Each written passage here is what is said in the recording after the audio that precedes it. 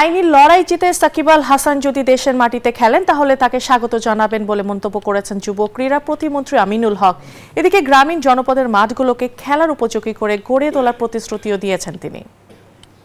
তাদের যে মামলা সংক্রান্ত বিষয়টি রয়েছে সেটি রাষ্ট্রীয় সিদ্ধান্ত এবং রাষ্ট্রীয় সিদ্ধান্ত অনুযায়ী তারা ব্যক্তিগত তাদের যে লয়ার রয়েছে এবং তাদের লয়ারের মাধ্যমে তারা যদি আইনগত যে বিষয়গুলো রয়েছে সেগুলো ফেস করে তারা যদি নিরপরাধ হয়ে তারা যদি দেশের মাঠে এসে খেলে সেই জায়গাতে আমি একজন স্পোর্টসম্যান হিসেবে অবশ্যই এটাতে আমি তাদেরকে ওয়েলকাম করব।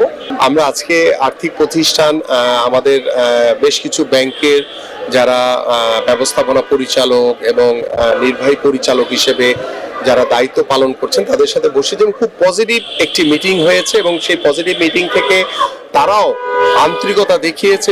যুক্তরাষ্ট্রের 1 নম্বর জিম চেইন গোল্ড জিম এখন আবারও বাংলাদেশে। বসুন্ধরা আবাসিক এলাকা ও বসুন্ধরা সিটি শপিং মলে